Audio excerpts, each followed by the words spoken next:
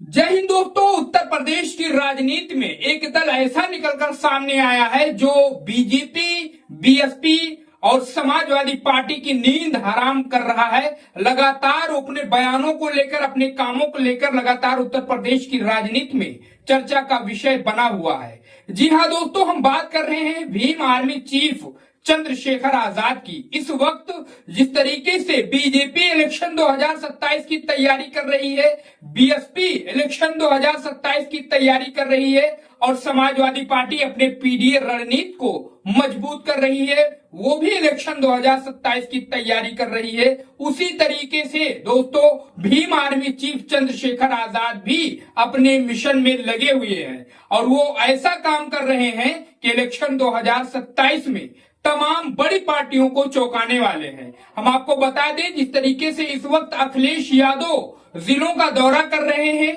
जिले वाइज संगठन को मजबूत कर रहे हैं, अपने तमाम कार्यकर्ताओं को एकत्रित कर रहे हैं, उसी रणनीति पर चंद्रशेखर भी इस वक्त काम कर रहे हैं। उत्तर प्रदेश के लगातार कई जिलों का वो इस वक्त दौरा कर चुके हैं और जिस तरीके से वो मंच से भाषण देते हैं, उससे आप समझ लीजिए कि उत्तर प्रदेश की राजनीति में एक अलग ही लकीर वो खींच रहे हैं। जिस तरीके से उनके बातों को सुनने के लिए हजारों हजार की तादाद में लोग इकट्ठा होते हैं और उनकी बातों को सुन रहे हैं। इस वक्त उत्तर प्रदेश की राजनीति में नुकसान किसी ना किसी दल का होना तय माना जा रहा है और खासकर इसमें दोस्तों समाजवादी पार्टी, बीजेपी का भी नुकसान होगा, बीएसपी का भी नुकसान होने वाला है। आप देखेंगे कि जब चंद्रशेखर आजाद 27 के इलेक्शन में अपने प्रत्याशियों को चुनावी मैदान में उतारेंगे और जो वो जनसभाएं करेंगे, उससे आप ये अंदाजा लगा सकते हैं कि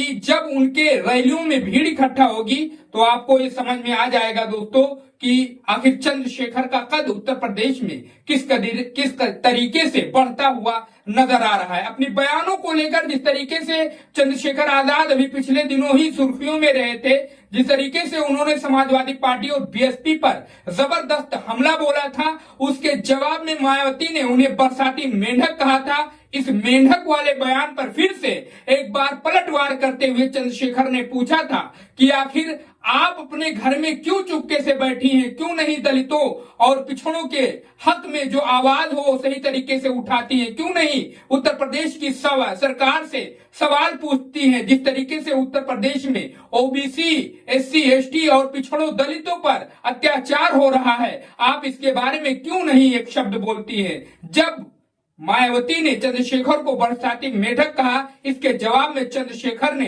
बीएसपी और मायावती की धज्जियां उड़ाकर रख दी। दोस्तों आने वाले टाइम पर सबसे बड़ा नुकसान आप देखेंगे इलेक्शन 2027 में चंद्रशेखर आजाद मायावती के करने वाले हैं। आप इस बात को गौर कर लीजिए, नोट कर लीजिए। चंद्रशेखर आजाद उत्तर प्रदेश की एक नई उभरती हुई युवा ताकत है दोस्तों। जिस तरीके से उनका जनाधार बढ़ रहा है, तमाम पार्टियों के लिए खतरे की घंटी है दोस्तों। चंद्रशेखर आजाद 27 के इलेक्शन में कितनी सीटें जीत सकते हैं, कितने चुनावी हरेलियां कर सकते हैं या कितने प्रत्याशी अपने मैदान में उतार सकते हैं, ये तो टाइम पर पता चलेगा। लेकिन वो टेंशन बढ़ाने के लिए अपना पूरी तरीके से वो तैयारी कर रहे हैं। उत्तर प्रदेश की जो तमाम बड़ी पार्टियां हैं, उनके लिए सिरदर्द बनने की पूरी तैयारी चंद्रशेखर कर रहे हैं। चंद्रशेखर आजाद के बारे में आपकी क्या राय है?